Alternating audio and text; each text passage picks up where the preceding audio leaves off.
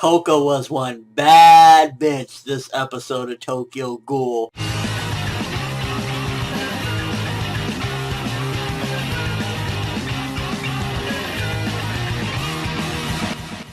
The fights in this episode was awesome. A lot of carnage and craziness, but there's a couple things I need to address. First of all, I've been neglecting talking about the censorship, mainly because, first of all, I didn't want to be redundant. It was clear as day that there was going to be a lot of censorship in every episode, and also that's the price you got to pay sometimes when you're watching something weekly. The broadcast, they have to censorship, and when the DVDs and Blu-rays come out, they can get the uncensored version. So that's why mainly I haven't been really mentioning the censorship, even though it's been riddled all over each and every episode. But this episode, my gosh, and I'm not really necessarily counting against it because, again, the uncensored episodes won't be the same like this. But, oh my gosh, the amount of censorship, I mean, making the screen go negative at times, putting black, like there was a point where Nishio was on the floor and half of his face was blacked out. Like, that's just unnecessary censorship. So they definitely went way over the top. I don't know if Studio Period, because, you know, at the end of the day, they have a series like Naruto and they have more shonen elements. So I don't know if they feel that they need to do this because this series is just so dark or whatever. But, oh my gosh, there's a difference between censorship and just like puking censorship all over the fucking page, and they definitely put a lot of censorship in this one. And again, I don't really want to talk about censorship because at the end of the day I feel it's redundant, but I just had to mention it for this episode because it was like, this was the worst censorship they've done thus far because it was just all over the episode. Another thing with this episode I definitely got to mention is that the fast pacing in this episode was definitely affecting things because literally Nishio, about an episode or two ago, was just about to fucking eat Kaneki. He was an asshole. He just looked like a straight up piece of shit. Like, literally like last episode or the episode before. So, coming into this episode, the way it's paced, like I'm sure in the manga, there's no way that it is this fast paced because it just feels like it literally just happened that they had this massive dragged out battle. He was about to fucking get eaten and Kaneki was just like in fear of his life. And then this episode, they're trying to push, no, we know that just happened last episode, but now you should feel bad for Nishio. And getting his past, it felt a little bit. But ultimately, I'm just looking at it like, this needed more time to breathe. I could have felt something for Nishio had we got like a few more episodes of getting to know Nishio a little bit more. Like when he's in the alley getting his ass kicked, it's like, holy shit, this is what this motherfucker gets. Which, by the way, for a second, I thought that he was dead. I don't remember if they mentioned that he was still alive or not, but I thought he was honestly dead after the last time we seen him. But nonetheless, like, they needed to make me feel it more than just throwing it out there like, hey, he's getting his ass kicked, Kaneki now kind of feels bad, you should feel bad too. They definitely needed to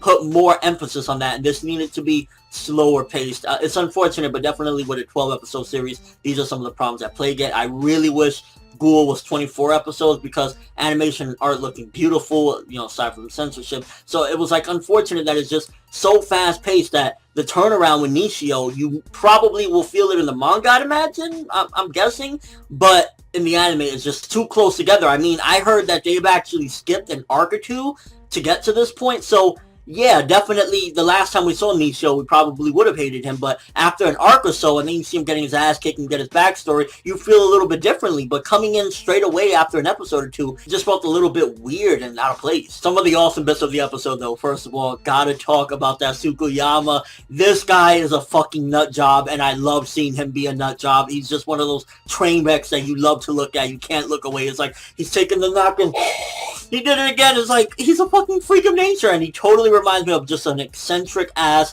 Hannibal mixed with like Parasite from Hunter x Hunter's like clothing or whatever, but he is just a fucking nut and a psycho, and I love that it's just all about food. Kind of reminds me of Hannibal as well. It's like, he wants to eat Kaneki and that's his fucking meal. You don't fuck with his meal. And what started off as a typical kidnap, okay, I'm gonna kidnap her to lure Kaneki in there, eventually drag Kaneki, Toka, and Nishio over there, turned into he wants to eat Kaneki while Kaneki eats. This guy is a fucking freak of nature, like, in a good way. It's like, this is a fucking interesting villain. The stuff with Nishio and Kimi, for the most part, even with the fast pacing, I kind of understand their relationship a little bit more, and I'm glad that it, in a certain sense, humanized Nishio, and again, I'm using that term loosely because he's a ghoul at the end of the day, but the way they presented the relationship between Nishio and Kimi definitely made it okay. It makes sense why he would kind of trust this girl. And he's had, you know, a hard life as a ghoul. That's definitely a common consensus I've seen thus far with a lot of these people, and why they almost seem as though the ghouls, the reason why they hate humans is because they want to be next to humans to a certain degree. If you notice it, like the pattern with Toka in the beginning of this episode, she's willing to do anything so that this girl can like her.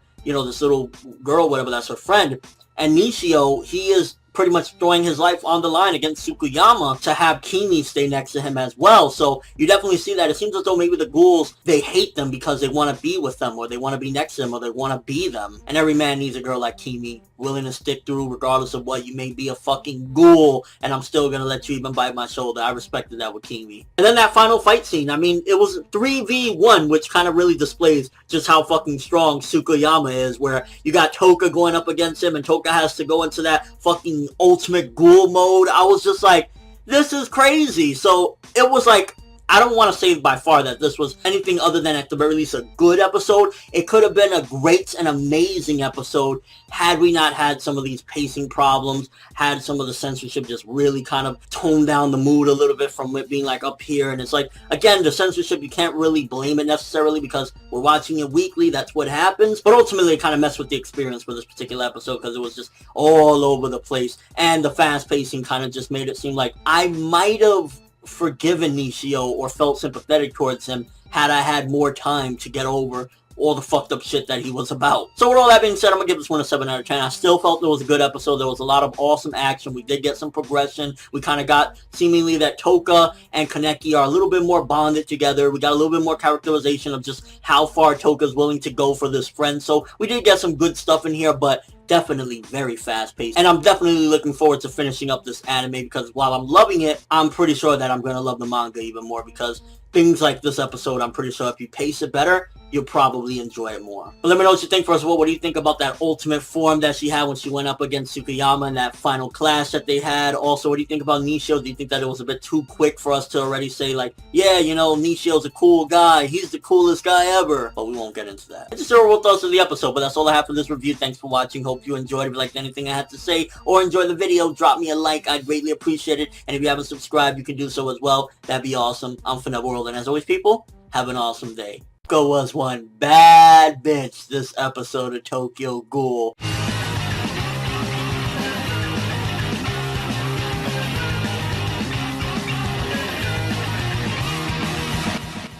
The fights in this episode was awesome. A lot of carnage and craziness, but there's a couple things I need to address. First of all, I've been neglecting talking about the censorship, mainly because, first of all, I didn't want to be redundant. It was clear as day that there was going to be a lot of censorship in every episode, and also that's the price you got to pay sometimes when you're watching something weekly. The broadcast, they have to censorship, and when the DVDs and Blu-rays come out, they can get the uncensored version. So that's why mainly I haven't been really mentioning the censorship, even though it's been riddled all over each and every episode. But this episode, my gosh, and I'm not really necessarily counting against it because, again, the uncensored episodes won't be the same like this.